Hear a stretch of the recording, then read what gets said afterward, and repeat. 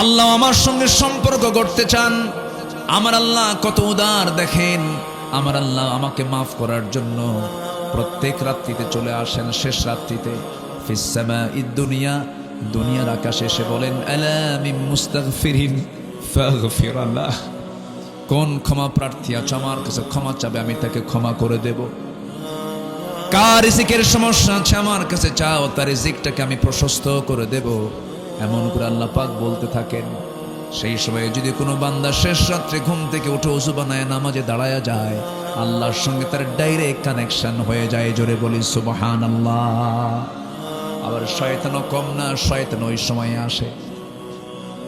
হাদিসে এসেছে শেষ রাত্রিতে ফজরের একটু আগ দিয়ে শয়তান চলে আসে। প্রত্যেক বান্দার শিওরে এসে মাথার চুলে হাত দেয়, মাথার চুলে হাত দেয় আর বলে আলাইকা লাইলুন তাবিল, আলাইকা লাইলুন তাবিল। সহিহ হাদিসের বর্ণনা, তোমার রাত অনেক লম্বা, তোমার রাত অনেক লম্বা, ঘুমাও ঘুমাও। শয়তান এমন করে বলতে থাকে। সেই সময় রাসূল বলেন শয়তান মোটে 3টা গিট মেরে দিয়ে চলে যায়। ওই 3টা গিট যদি কেউ ছোটাতে চাও, 3টা আমল করবে। ঘুম থেকে চট করে উঠে বিছনা থেকে পিঠটা সরায় নিয়ে বলবে আলহামদুলিল্লাহিল্লাযী আহইয়ানা বা'দা মা আমাতানা ওয়া ইলাইহিন নুশুর। একটা গিট ছুটে গেল। ওযু বানাবে, 2টা গিট ছুটে গেল। ওযু করে মসজিদের দিকে রওনা দিয়ে নামাজে দাঁড়াবে, 3টা গিট ছুটে গেল। 24 ঘন্টা একদিন শয়তান তার কাছে অসসা দেওয়ার সাহস পায় না। জোরে বলি সুবহানাল্লাহ, আর জোরে বলি সুবহানাল্লাহ। সবাই কি নামাজ পড়তে রাজি আছেন নাকি? কয়টা গিট ছুটাবো আমরা বলেন? কয়টা গিট বলেন? 1 নাম্বার কি দিয়া? ঘুম থেকে উঠে বসবো। নাম্বার 2 হলো কি দিয়া? ওযু করে। নাম্বার 3 কিসের নামাজ পড়ে? কিসের নামাজ বলেন? ফজর নামাজ পড়ে। এই 3টা রেগুলার যদি করতে পারি, আল্লাহর কসম করে বলি, যে বান্দা এই 3টা নিয়মটা সারা জীবন মেনে চলবে, শয়তান তাকে ওয়াসওয়াসা দিতে পারবে না। কিন্তু দুঃখজনক হলো সত্য, বাংলাদেশের শতকরা 5% মুসলমান নামাজ পড়ে। কত পার্সেন্ট? 5%। তাও জামাতের খবর নাই। 5 ওয়াক্ত মসজিদ, যেখানে গ্রামের মসজিদগুলো ফজরের সময় মুসল্লির সংখ্যা মোটে 3 জন, ইমাম, মুয়াজ্জিন, খাদেম। চাকরি আছে বলে আছে, চাকরি না থাকলে ওই 3টাও থাকতো না।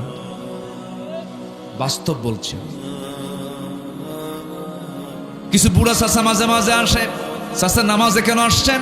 কোমর নড়ে না, বুড়া হয়ে গেছেন, কেন আসে? বাবা বুড়ি মরে গেছে, বুড়ি থাকলে আমি আসতাম না। আমি কি ভুল বলছি ভাই?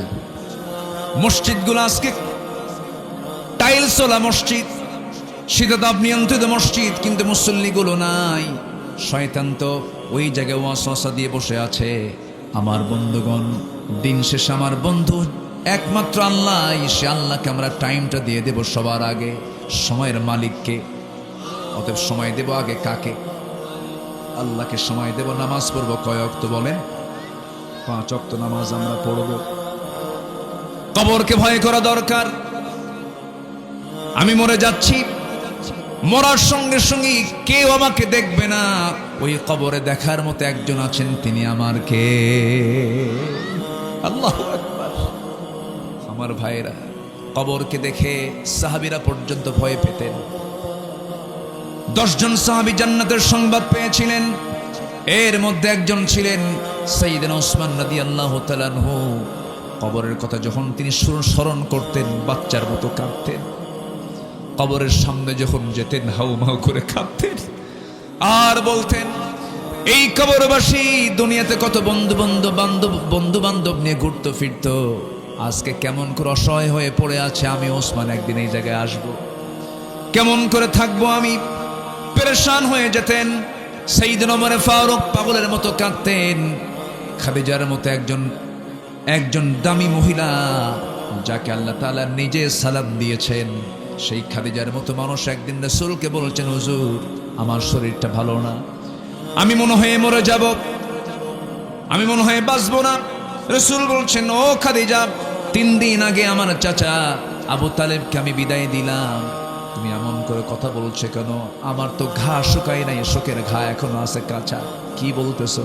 হুজুর শরীরটা ভালো যাচ্ছে না, মনে হয় মরে যাব, আমাকে মাফ করে দিয়ে, আমি আপনার কাছে কিছু চাই।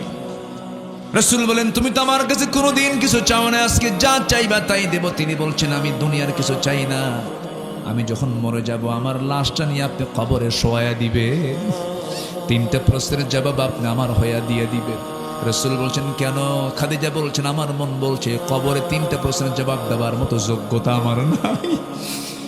কি করে তারা অস্থির ছিলেন, কবরের চিন্তা করেছেন। সেই কবরে আমাকে আপনাকে যেতে হবে ভাই। এখানে যারা বসে আছি অনেকের বাপ চলে গেছে, ভাই চলে গেছে, বোন চলে গেছে, আত্মীয় স্বজন চলে গেছে, আমিও চলে যাব। এই চিন্তাটা মাথায় নিয়ে আমরা চলবো।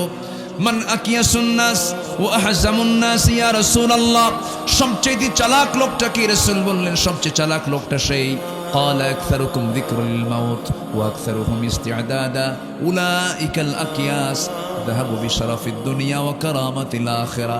সেই লোকটাই সবচাইতে বেশি চালাক যে মৃত্যুর কথা বারবার স্মরণ করে। জোরে বলি সুবহানাল্লাহ। যে কোনো মুহূর্তে আমরা চলে যাচ্ছি, ফিরে যাব কার কাছে? আল্লাহর কাছে।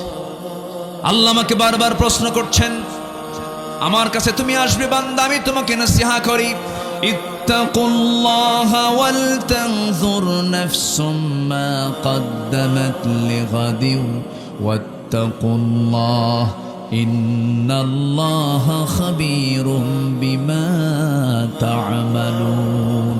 জোরে বলুন আল্লাহু আকবার। লক্ষ্য করে দেখো আগামীকালের জন্য তুমি কি পাঠাচ্ছ। আল্লাহকে ভয় করো। তুমি যা কিছু করছো সব খবর কিন্তু আমার আল্লাহ রাখেন। এই জন্য আমার বন্ধুগণ, সবার আগে সম্পর্ক আমরা গড়ব কার সাথে? আসতে বলবেন না, কার সাথে? আল্লাহ।